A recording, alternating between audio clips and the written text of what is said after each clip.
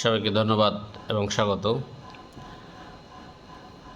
আমরা স্বভাবতই বিভিন্ন সামাজিক বিশৃঙ্খলার মধ্য দিয়ে যাচ্ছি। সমাজে সবার মধ্যে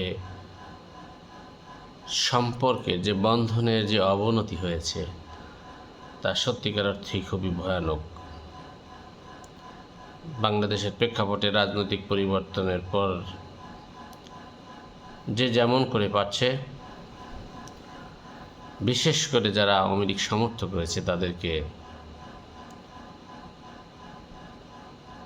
নানাভাবে হয়রানির শিকার হতে বাধ্য করছে, কারণে অকারণে।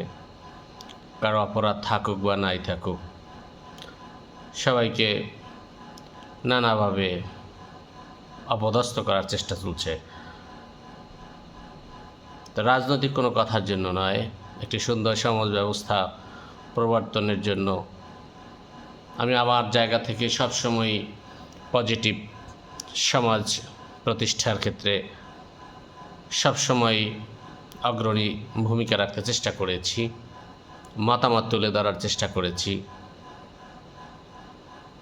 এখনও তার ব্যতিক্রম নয়।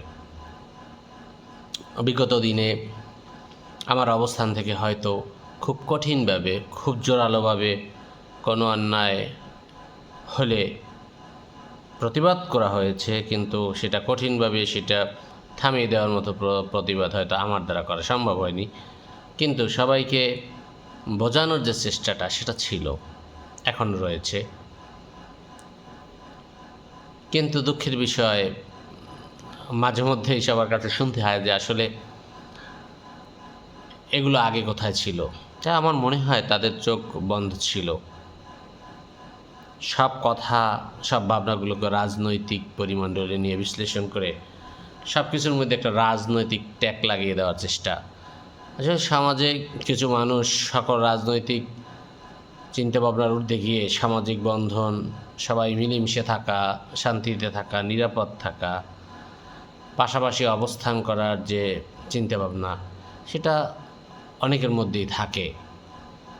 আপনি যদি সৎ চিন্তা করেন, সুন্দর চিন্তা করেন, সন্তুষ্টির মধ্যে থাকেন, সবার সাথে সুসম্পর্কে থাকেন, তা নিশ্চয়ই আপনি ভালো একটা জীবন পরিচালনা করতে সক্ষম হবেন এবং অন্তত আপনার মানসিক শান্তিটা থাকে। কিন্তু সেই বিষয়টা লক্ষ্য করা যায় যে আসলে এই চিন্তাভাবনাগুলো কারোর সাথে শেয়ার করলে বা কাউকে এই পথে উদ্বুদ্ধ করার চেষ্টা করলে সেটাকে রাজনৈতিক ট্যাগ লাগিয়ে মোকাবেলার চেষ্টা। আসলে আমার মনে হয় সবাই এতটাই শঙ্কিত যে কেউ কোনো ভালো কথা বললে সেটাকেও তাদের ভয়ের কারণ মনে করে।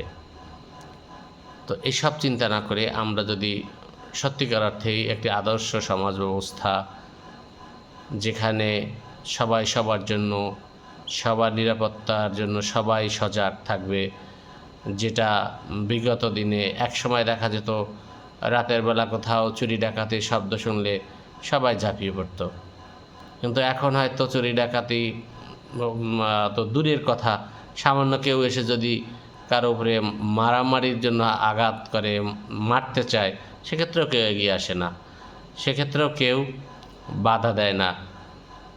কারণ একটাই, রাজনৈতিক ট্যাগ। আপনার ভালো চিন্তাটা, আপনার ভালো মানসিকতাটাকে রাজনৈতিক ট্যাগ লাগিয়ে শেষ করে দেয়া। সুযোগ আসলে কেউ নিজেকে অনেক বড়, অনেক ক্ষমতাবান, অনেক কিছু বলে জাহির করার চেষ্টা করে, সুযোগ চলে গেলে সবাই বিড়ালের মতো মিয়াও করে। কিন্তু কেন আমরা সবসময় বিড়াল অথবা সবসময় বাঘ হয়ে বাঁচতে পারি না? আমরা সবসময় একইভাবে থাকব, সমাজে সবাই সবার জন্য, কারো জন্য কেউ হুমকি হব না, কারো সম্পদ কেউ দখল করব না, কারো নিরাপত্তার জন্য আমরা ধ্বংসাত্মক হব না, কারো সম্পদ আমার দ্বারা নষ্ট হবে না।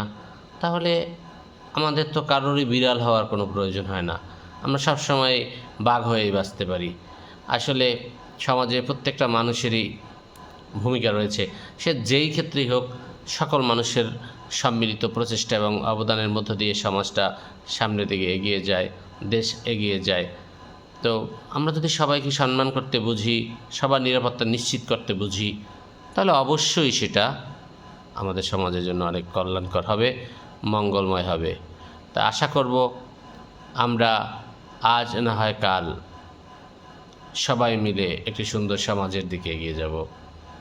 একটা সুন্দর সমাজ ব্যবস্থা আমাদের সকলের কাম্য হোক।